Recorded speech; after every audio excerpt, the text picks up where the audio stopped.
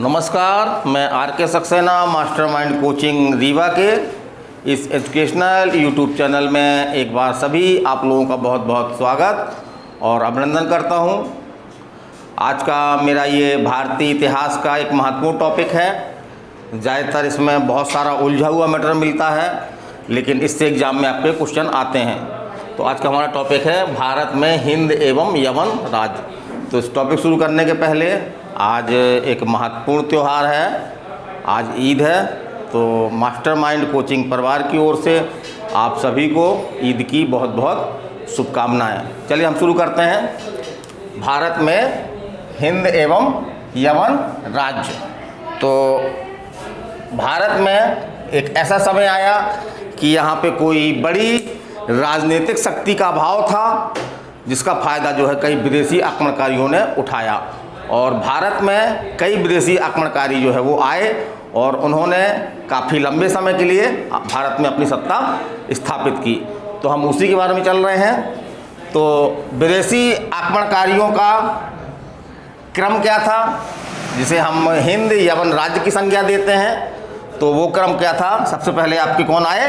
हिंद और यूनानी, फिर आपके शक, फिर आपके पहलव, फिर आपके कुषाण। चलिए एक बार फिर से बोलते हैं। पहले कौन आए आपके? हिंद यूनानी, दूसरा शक, तीसरा पहलव, चौथा कुषाण। तो ये आपको क्रम याद रखना है। ये क्रम आपको जो है वो याद रखना है। तो इसको कैसे याद सकते हैं? हिंदुस्तान, इससे क्या बना लीजिए? हिंद से हिंदुस्तान की शान, शान से क्या बना लीजिए? शक बना लीजिए, है ना। और पहलव कुमार, है ना। हिंदुस्तान की पहली और कुषाण, लास्ट में क्या जाएगा आपका? कुषाण जाएगा। फिर हम चलते हैं। तो जो हिंद यूनानी शासक थे वो आपके जो है वो कई शाखाओं में बटे हुए थे। तो उसमें से एक शाखा जो है वो आपके कहाँ पे आई? भारत में भी आई। तो डेमीटियस ने जो है वो 190 ईसा पूर्व में, कब? 190 ईसा पूर्व में भारत में जो है वो आक्रमण किया, है ना। भारत में आक्रमण किया और इसे ही हिंद यूनानी नाम दिया गया। जो इसी का आक्रमण हुआ और इन्होंने जो अपनी सत्ता स्थापित की, इसे ही हमने क्या नाम दिया? हिंद यूनानी शासक। हिंद यूनानी शासक या हिंद यूनानी वंश की हमने संज्ञा दी। और अब हम बात करते हैं कि हिंद यूनानी शासकों में एक बहुत ही महत्वपूर्ण शासक था। उसका क्या नाम था? क्या नाम था? मिनांडर। तो मिनांडर जो है वो हिंद यूनानी शासकों में एक बहुत ही प्रसिद्ध शासक था और जिसने भारत में जो है हिंद यूनानी सत्ता को क्या किया? मजबूती प्रदान की। तो किसने मजबूती प्रदान की? मिनांडर ने। मिनांडर हिंद यूनानी वंश का एक जो है वो बहुत प्रसिद्ध शासक था, जिसने भारत में जो है हिंद यूनानी शासकों को स्थापित तो पहले हो चुका था, लेकिन भारत में इसको जो है वो स्थायित्व दी, माने कोई और मजबूती से स्थापित किया। चलिए हम आगे चलते हैं। तो मिनांडर ने बौद्ध धर्म अपना लिया था, ये तो हमको मालूम है। अगर हम पूछता कि मिनांडर ने कौन सा धर्म ग्रहण कर लिया था, तो बौद्ध धर्म ग्रहण कर लिया था। और बौद्ध धर्म ग्रहण करने के पहले उसने जो है वो बौद्ध धर्म की दीक्षा किससे ली थी? तो किससे ली थी? क्वेश्चन पूछा गया एग्जाम में। तो किससे ली थी? नागसेन या नागार्जुन से। तो मिनांडर जो है बौद्ध धर्म को मानता था और उसने बौद्ध धर्म की दीक्षा किससे ली? नागसेन या नागार्जुन से। और एक ग्रंथ है आपका, बौद्ध ग्रंथ है मिलिंद पन्हो। मिलिंद पन्हो, तो इससे आपके एग्जाम में क्वेश्चन बनते हैं। तो मिलिंद पन्हो पुस्तक में जो है वो आपके मिनांडर द्वारा जो है वो अपने जो जिससे दीक्षा ली थी, उन्होंने किससे ली थी? नागसेन से। तो उन्होंने कई क्वेश्चन नागसेन से किए हैं और नागसेन ने उसका जो है वो जवाब दिया है। तो क्वेश्चन और उसके उत्तर का उल्लेख हमको कहाँ मिलता है? हमको इस पुस्तक में मिलता है। किस पुस्तक में? मिलिंद पन्हो पुस्तक में नागसेन और मिनांडर द्वारा जो दिए गए क्वेश्चन आंसर का जवाब हमको इसमें मिलता है। अब हम आगे चलते हैं। तो एक क्वेश्चन आपका एग्जाम में खूब पूछा गया है कि भारत में सबसे पहले सोने के सिक्के जो है वो किसने जारी किए? भारत में सबसे पहले सोने के सिक्के किसने जारी किए? तो वो कौन है आपके? हिंद यूनानी शासकों ने। हिंद यूनानी शासकों ने भारत में सबसे पहले सोने के सिक्के किसने जारी किए? हिंद यूनानी शासकों ने। और उसके बाद हम चलते हैं कि धीरे धीरे क्या हुआ, जो उसका प्रभाव अधिक होता है फिर धीरे धीरे उसका प्रभाव जो है वो कम हो जाता है, ये प्रकृति का नियम है। तो धीरे धीरे जो है वो हिंदू यूनानी शासकों का प्रभाव भारत में जो है वो कम हो गया और भारत में सत्ता किसने स्थापित कर ली, शकों ने। भारत में शकों ने जो सत्ता स्थापित कर ली। तो दूसरा हमारा आक्रमणकारी कौन है, आपके शक हैं। चलिए इसके बारे में देखते हैं। तो शक कौन थे, ऐसा क्वेश्चन आया है एग्जाम में। तो शक जो है मूलतः जो मध्य एशिया है, जो एशिया महाद्वीप का जो मध्य एरिया है, मध्य एशिया, वहाँ की एक जो है वो घुमक्कड़ जाति थी ये, है ना। और भारत कैसे आ गई, तो ये लोग पशु बहुत भारी मात्रा में पशु पालते थे। तो पशु को खाने के लिए, चारागाह ढूंढने के लिए जो है वो ये घूमते रहते थे। तो चारागाह की तलाश में जो है ये भारत आ गए और धीरे धीरे उन्होंने क्या किया, भारत में अपनी सत्ता स्थापित कर ली। तो चलिए हम चलते हैं। शक जो है वो 5 शाखाओं में बटे हुए थे। शक जो है वो कितनी शाखाओं में बटे हुए थे, पूछा गया एग्जाम में क्वेश्चन। तो इनकी जो है 5 शाखाएँ थी अलग अलग जगह स्थान पर, है ना। और एक क्वेश्चन आपका ये बनता है कि जो भारत में जो शाखा थी, शक की जो भारत में शाखा थी, उसका सबसे महत्वपूर्ण शासक कौन था। तो महत्वपूर्ण शासक कौन था आपका, रुद्र दामन प्रथम। कौन था, रुद्र दामन प्रथम। और इसने ही जो है वो सुदर्शन झील का जो है वो जीर्णोद्धार करवाया था। तो ये क्वेश्चन पूछा गया एग्जाम में कि सुदर्शन झील का जीर्णोद्धार किसने करवाया। तो कई लोगों ने करवाया है, एक नाम इनका भी है, किनका, रुद्रदामन प्रथम का। और सुदर्शन झील किसने बनवाई थी, बताए थे पहले हम, चंद्रगुप्त मौर्य के एक गवर्नर था, कौन, पुष्यमित्र। तो उसने जो है वो सुदर्शन झील बनवाई थी। उसे कैसे याद रखेंगे भाई, सुदर्शन झील है, झील में तो फूल वगैरह खिलते हैं, है ना, पानी वाले फूल जो है वो खिलते हैं। और फूल को क्या बोलते हैं हम, पुष्प बोलते हैं। तो उससे क्या याद रखेंगे हम, पुष्यमित्र याद रखेंगे। तो सुदर्शन झील का निर्माण किसने करवाया, पुष्यमित्र ने, है ना। उसको जीर्णोद्धार किसने करवाया, रुद्रदामन प्रथम ने। फिर हम आगे चलते हैं कि रुद्रदामन प्रथम का एक महत्वपूर्ण जो है अभिलेख है, वो कौन सा है आपका, गिरिनार अभिलेख, गिरिनार अभिलेख। और यहाँ पे हम ये भी बता दें कि जो रुद्रदामन प्रथम था, ये जो है वो संस्कृत का बहुत बड़ा प्रेमी था, संस्कृत का बहुत बड़ा प्रेमी था। और जो गिरिनार अभिलेख है, ये भी मूलतः किस भाषा में लिखा गया है, संस्कृत भाषा में लिखा गया है। और ये भारत में संस्कृत भाषा का जो है सबसे बड़ा क्या है, अभिलेख है। तो इसको याद रखिएगा। फिर आगे हम चलते हैं कि आपके शक के बाद कौन आ गए, आपके पहलव आ गए। मैंने शकों की सत्ता समाप्त करके पहलव ने भारत में अपनी राजनीतिक सत्ता जो है वो स्थापित कर ली।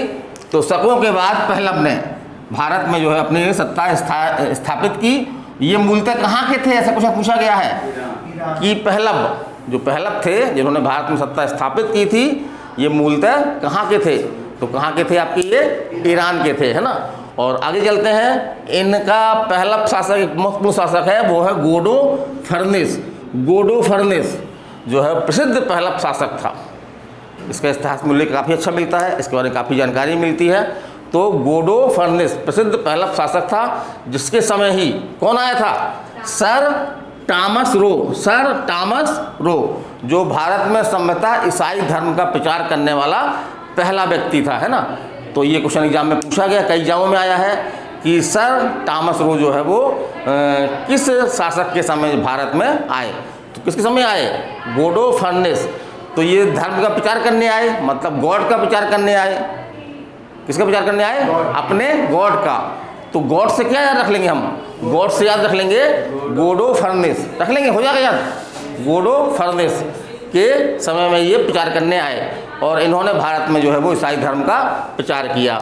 और उसके बाद हम देखते हैं कि पहलव के बाद जो है वो किसके यहाँ सत्ता चली गई, तो कुषाणों के हाथ। तो पहलव के बाद जो है कुषाण जो है वो प्रभावशाली हो गए और इन्होंने कई वर्षों तक भारत में जो है वो शासन किया। तो कुषाण एक भारत का बहुत ही महत्वपूर्ण वंश है। इससे आपके क्वेश्चन बनते हैं, जैसे राजा कनिष्क जो है कुषाण वंश का सबसे चर्चित राजा था और इसने कई उपलब्धियां हासिल की थी, कई विद्वान इसके यहाँ से थे। तो इसके बारे में हम पढ़ते हैं, कनिष्क के बारे में, है ना। तो भारत में कुषाण वंश का संस्थापक कौन था। तो सबसे पहले बात करते हैं कि भारत में कुषाण वंश की स्थापना किसने की। तो किसने की, कुजुल ने, कुजुल कड़फिसेस ने। किसने की, कुजुल कड़फिसेस ने। तो आप ऐसे याद रखते हैं, कुषाण वंश की स्थापना का से कुषाण और का से कुजुल, कासे कुषाण और कासे कुजुल, इस तरह याद रख लीजिए। ये एग्जाम में आया है, पुलिस में भी आ चुका है आपका क्वेश्चन ये कि कुषाण वंश की स्थापना किसने की, तो कासे कुषाण कासे कुजुल। तो कुजुल आपको याद रहेगा, तो ये अपने आप कट फेसेस आपसे जो है वो अपने आप बन जाएगा ये। और कुषाण वंश का सबसे प्रसिद्ध शासक कौन था, तो कनिष्क था। तो ऐसा क्वेश्चन भी एग्जाम में आया है कि कनिष्क जो है वो किस वंश का था, तो कनिष्क किस वंश का था आपका, कुषाण वंश का। तो ये क्वेश्चन एग्जाम में आपके आया है।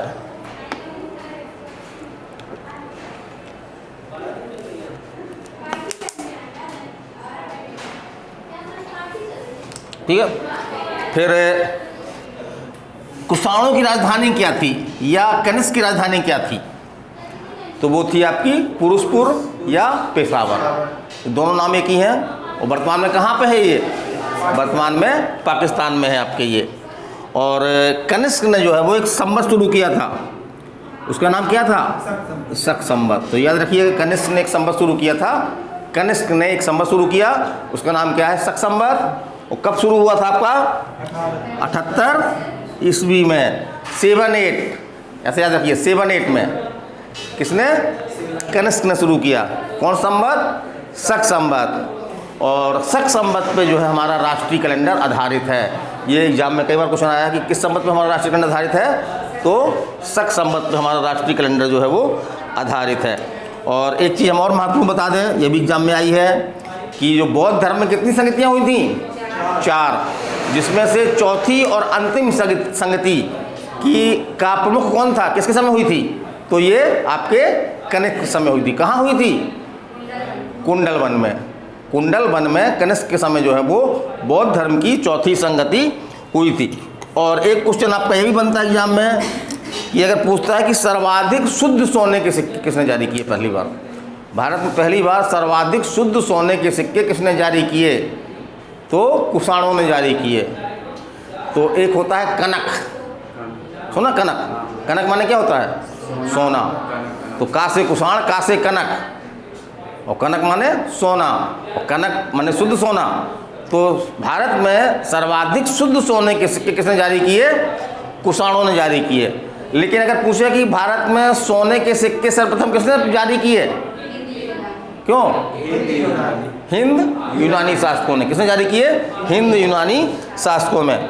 और एक चीज़ और इम्पोर्टेंट है आपकी कि कनिष्क जो है वो का दरबार जो है विभिन्न प्रकार के विद्वानों से भरा हुआ था। तो कनिष्क के दरबार में बहुत सारे विद्वान थे, सबका उल्लेख तो हम नहीं कर पा रहे हैं क्योंकि बोर्ड में कम जगह बची हुई है, लेकिन इम्पोर्टेंट चीज़ हम कोई नहीं छोड़ रहे हैं। तो कनिष्क के दरबार में कौन कौन से विद्वान थे, तो सबसे पहले लीजिए आप चरक को। तो एक महत्वपूर्ण नाम है ये चरक, आयुर्वेद के प्रमुख हैं ये।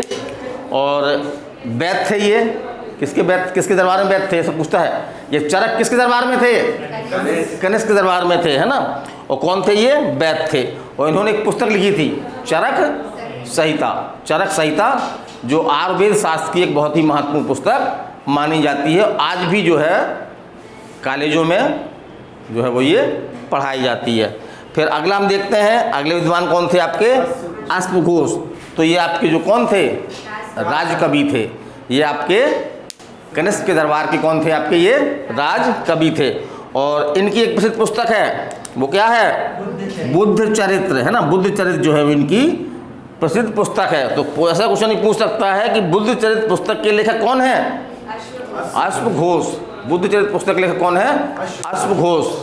तो अश्व है ना, अश्व लास्ट में क्या आया, बा आया, बा से क्या बना लेंगे, बुद्ध चरित्र बना लेंगे। अश्व है ना, बोलते ना अश्वघोष, तो अश्व लास्ट में क्या आया, बा आया, बा से क्या बना लिया अपन ने, बुद्ध चरित्र बना लिया। तो इस तरह याद रखिएगा। और बौद्ध धर्म का एक महत्वपूर्ण धार्मिक ग्रंथ भी है ये। और इतिहासकार लिखते हैं कि इस बुद्ध चरित्र पुस्तक को जो है वो बौद्ध धर्म की रामायण कहा जाता है। क्या कहा जाता है, बौद्ध धर्म की रामायण कहा जाता है। फिर अगले लेखक आपके हैं नागार्जुन, है ना। तो ये आपके गणितज्ञ भी कह सकते हैं इनको आप, और ये आपके वैज्ञानिक भी थे उस समय के। तो इन्हें एक संज्ञा दी गई है नागार्जुन को जो भारत का आइंस्टीन कहा जाता है ना। तो ये पूछा गया है कि भारत का आइंस्टीन किसे कहा जाता है, तो किसको कहा जाता है, नागार्जुन को। और ऐसा इतिहासकार लिखते हैं कि सापेक्षता का सिद्धांत सर्वप्रथम जो है वो इन्हीं के द्वारा दिया गया था। यद्यपि इनका नाम सर्वप्रथम में अब नहीं आता है, तो सापेक्षता का सिद्धांत इन्होंने दिया, आपके किसने दिया, नागार्जुन ने दिया। और इनकी एक प्रसिद्ध पुस्तक भी है, वो क्या है आपकी, माध्यमिक सूत्र। इसी पुस्तक में दिया था इन्होंने अपना ये सापेक्षता का सिद्धांत। पुस्तक का नाम क्या है, माध्यमिक सूत्र। और आगे चलते हैं तो निसंदेह रूप से कनिष्क महान था, तो इतिहासकारों ने इसको संज्ञा दी है। इस इतिहासकारों ने कनिष्क को क्या कहा है, भारत का द्वितीय अशोक। तो ऐसा क्वेश्चन एग्जाम में आया है कि भारत का द्वितीय अशोक किसे कहा जाता है, भारत का द्वितीय अशोक जो है वो किसे कहा जाता है, तो किसे कहा जाता है, कनिष्क को कहा जाता है। और कुषाण वंश का अंतिम शासक कौन था, तो वो था आपका वासुदेव। तो कुषाण वंश लास्ट में आया बा से बना लीजिए वासुदेव।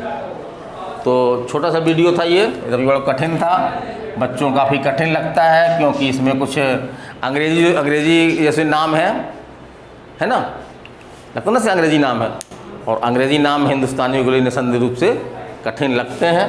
तो मैंने एक कहानी के रूप में बताया है कि भारत में जब राजनीतिक एकता का अभाव हो गया तो भारत में कई विदेशी आक्रमण हुए, जिसमें से एक भारत में हिंद यवन राज्य भी स्थापित हुए।